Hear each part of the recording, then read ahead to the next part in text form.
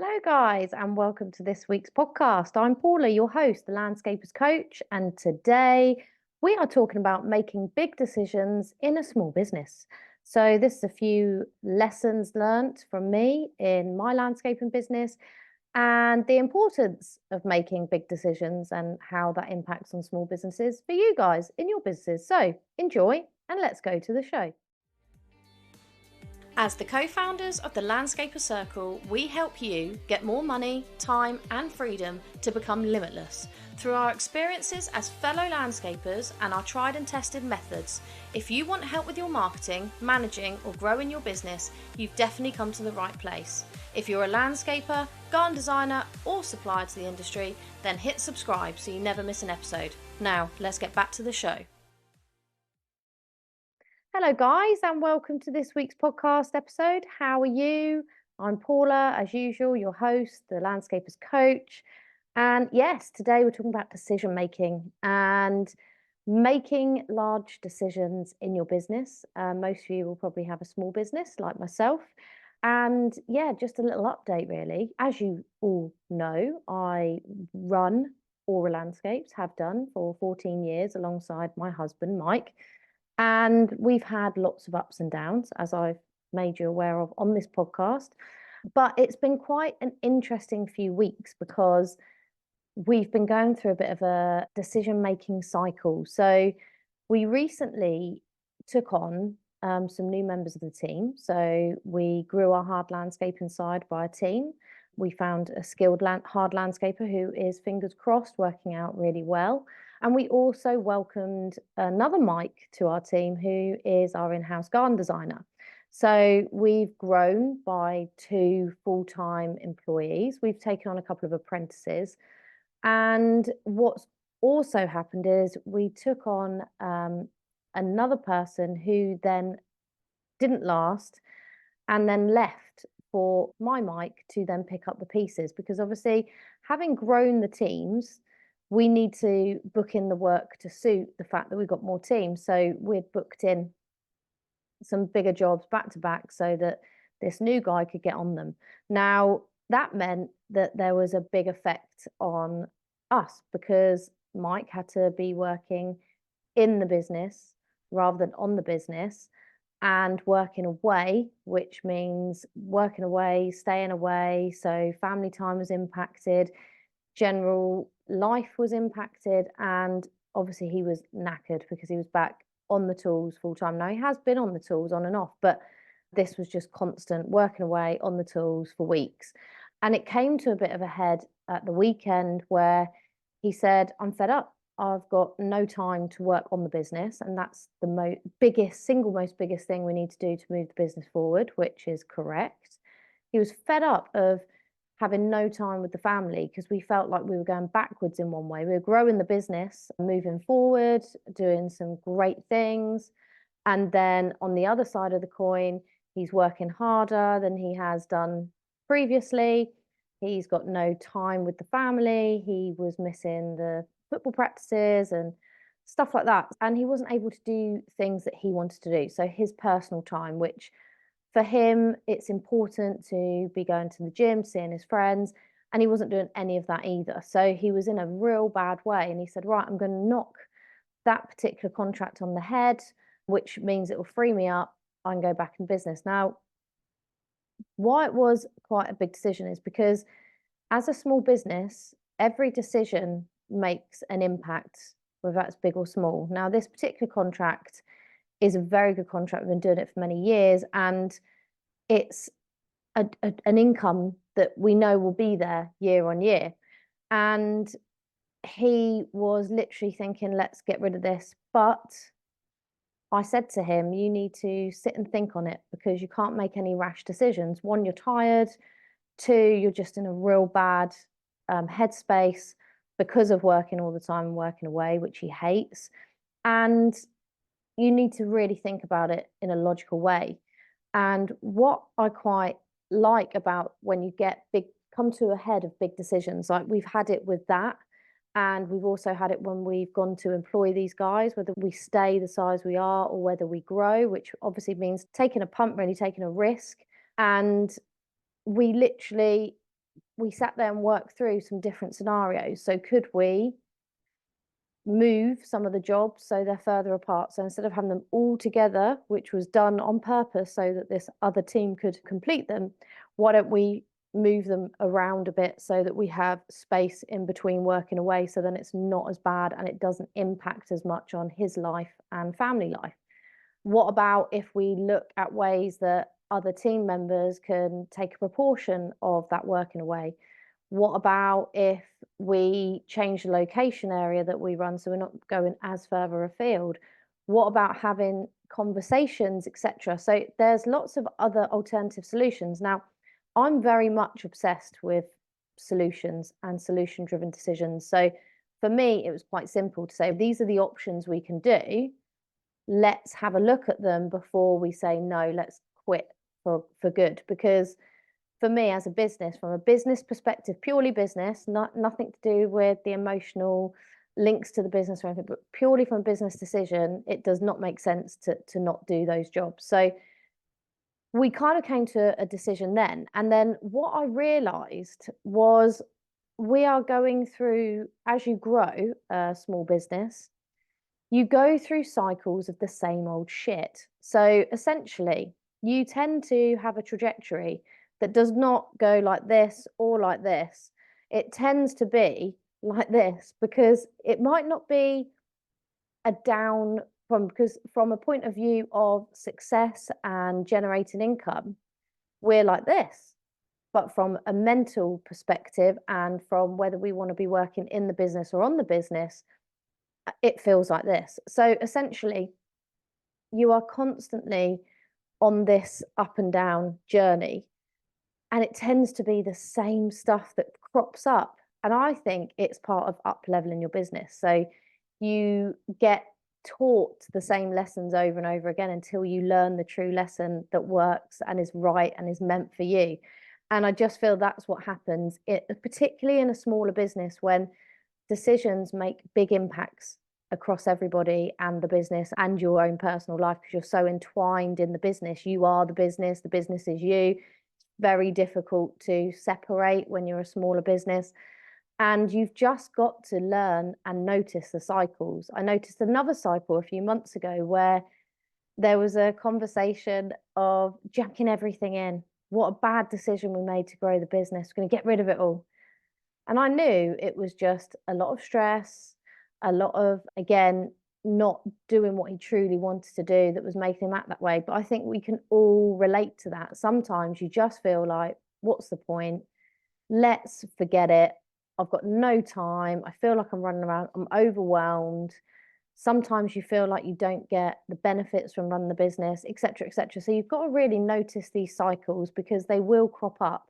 And they might be months apart, they might be years apart, but they will crop up. And until you've dealt with the underlying issue, then you won't be able to up level, grow, and move forward and stop that cycle. Now, for us, I know where a lot of these cycles lie, and that is within our systems and processes. So I will have mentioned on the podcast that we're working with Nicola De Piazzi, a systemologist, to implement systems and procedures and processes. And we've been doing a lot of work behind the scenes, but now it's coming to the stage of implementation, and it's about getting the systems that we've got out of our heads actually implemented within the business. And I think once these are in and embedded, now I'm not saying it's going to be immediate effects. I'm thinking towards the end of the year, we'll start to see the benefit of these procedures and processes and systems being implemented. But the point of having these systems and processes put in place is that you can unentwine and unintegrate your life with the business, so the business can become more standalone. So the business doesn't rely just on, for us, me and Mike. If there's systems and procedures and processes in place, essentially, as long as the team understand, buy in, practice, that there's a system for everything, then they don't, in reality, need us. And that is the whole point. That is our aim over the next few years, is to unintegrate or unentwine, whatever you want to call it, but basically try and remove ourselves from the business as much as possible, so that it can learn to be its own entity, can run very efficiently. People within the business know what systems to use for everything, and it can run like a well-oiled machine, which then allows us to spend more time on the strategy and planning. Where at the moment, where we are running the business, we're trying to implement systems, we obviously have a family, we obviously have our own personal interests outside that we want to do, our hobbies. There is no, sometimes you just feel like you're just running around dealing with crap basically and not getting very far. So I know it's not a quick fix, but definitely if you are feeling quite overwhelmed, or if you're feeling really like you and the business can't be separated, you need to look at processes and systems, and particularly to get you out of any of the cycles that I spoke about just a minute ago. We I told you we grew our teams. We obviously have the soft landscaping guys, and then we have the hard landscaping guys, and we grew to a further two teams. Now, what happened is it was the wrong decision. And quickly, one of the guys, one of the hard landscapers, wasn't right for the business, and he went his own way, and we were left dropped back to two and a half, what I call two and a half, because Mike's kind of a half. And it just shows us, and we've done it in the past, we've tried to grow in that next step, and it just shows us that maybe the focus should be on growing the two and a half teams we have to where they need to be. Our soft landscaping teams, growing that maybe to two teams on that side, and then being able to manage better. So utilizing Mike more of a project manager rather than a standalone team on his own, because it doesn't work. Because, like I said, all of the things I mentioned earlier, having no time, feeling overwhelmed, hating what he's doing, being exhausted, being unable to work on the business when that is where the real growth lies. What also became apparent is that when you grow, you need lots of process in place. Now, we're very lucky that months ago I got our HR and health and safety outsourced. So all of the contracts and stuff like that could be implemented. And then thankfully, I'm so grateful, I had Anne-Marie on board. So now she deals with a lot of the HR side of things. So it meant that when we are growing now, there is more of a system that is in place than there usually was. So instead of me haphazardly running around giving people forms to fill in and contracts to review, Anne-Marie prepares it all first. So she will prepare the contract, she'll get the staff handbook given to them, she will get the new employee form filled out, the driver's form filled out, and then just send it to me, and I can send it on to who needs to know. So it's making that a much better system for when we do go the next stage of growth and have more staff coming on board. So it's been quite an interesting journey over these last few weeks.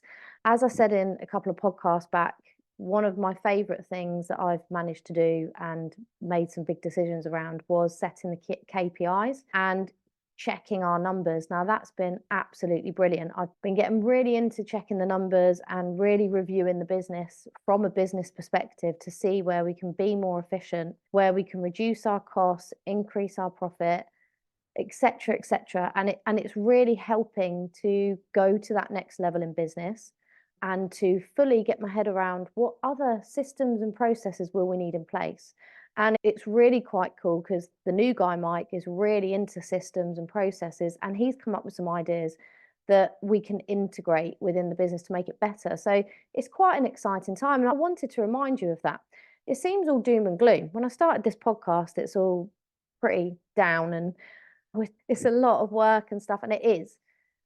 But the beauty of having a small business that you are the owner, manager, CEO of is that you can make big decisions quickly.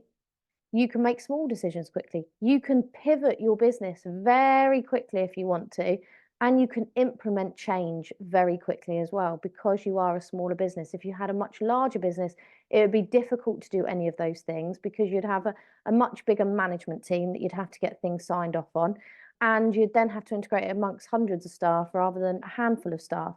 So it's quite exciting being a small business owner. And it's quite an exciting process. For me, I feel the benefits are I get to set my own boundaries around work. I get to do the things that I enjoy. And essentially, something that I did at the end of last year that I spoke about in previous podcasts was that I started mapping out what I do in the business and what I loved and hated. And then I made it my mission to get the stuff I hated off of my desk and only focus on the stuff I like. And that is so far is going really well. And I've actually managed to get quite a lot of the stuff I hate doing off my desk. And to someone who's much better equipped at doing it, enjoys it much more than me, and therefore frees up my time to be able to do the things I needed to do before that I never got round to. And to more importantly, revive my passion for the business and get myself excited because I am a visionary. I love a new idea. I love taking the business to the next level. That's my thing. I love it. I love planning for it. I love getting it there. Like the showroom is the next big project. But I've never actually had time to work on it over the last couple of years because not just the showroom, but bigger projects, because I've just been sucked into the admin, the day-to-day shit, the HR that I hate, spreadsheets that I hate, all of these things. So why I urge you as a small business to think about your decision making and to think about how you can outsource some of the stuff you hate. And it's different for each and every one of us. One of my clients absolutely loves going on site visits and selling the project. Whereas for my husband, he hates it. So by having an in-house designer, they then take that on for him and he can project manage the teams that he loves. So it's all about thinking how you want the business to work for you, how you want your role within the business to be, and ultimately, what's your game plan for exit? Are you looking to exit at any point? Have you got a plan? Have you thought about financials to get you there? Have you thought about what you need to do to get you there, the action steps? All of these things are very, very important, but they're also very exciting because I believe being a bit small business owner, it's like the best job. I know it can feel like you work loads of hours, but effectively you are building your own future. There are no boundaries. Everything is limitless. That's why I created the Limitless Landscapes podcast, because we are limitless if we allow ourselves to believe that to be true, and if we create the life we want to live, not live the life we think we have to live or live the life that other people want us to live. So that's a bit of food for thought today. If you've got any questions, drop me a message, rate and love the podcast. I'd love to hear some reviews from you guys. And yeah, think about the decisions that you're going to be making in your business and what's happening with your business. Drop me a line on that as well. I do love hearing about your businesses and what you're doing in them. So that's it from me. I've left you with some food for thought and enjoy the rest of your week. And I will see you on the Limitless Landscapers podcast. Ciao, guys.